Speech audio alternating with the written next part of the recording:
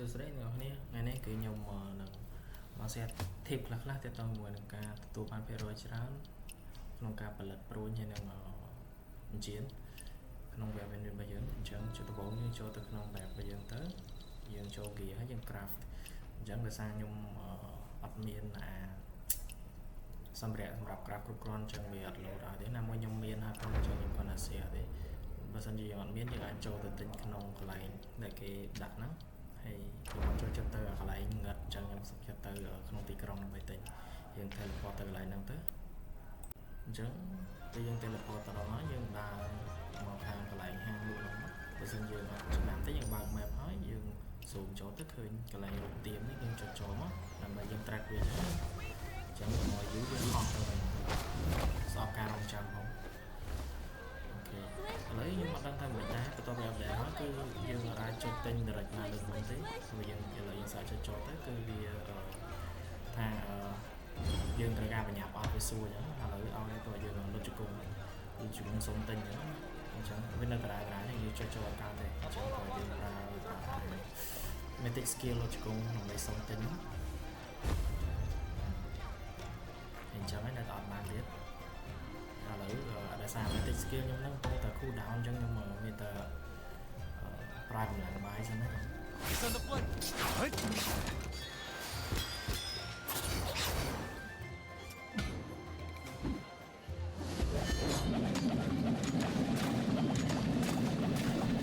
គេហ្នឹងគឺគេឲ្យវាយ NPC កន្លែងលក់ហ្នឹងទេអញ្ចឹងយើងវាយក៏អត់ប្រយោជន៍ដែរ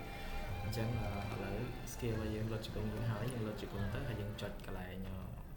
មើលរបស់ដែលវាលក់ទៅយើងចុចទៅបើយើងមានហើយយើងមិនទិញហើយយើងខ្វះយើងមានទិញអាហ្នឹងអញ្ចឹងដើម្បីយើង craft ទៅបានល្អគឺយើងត្រូវតែ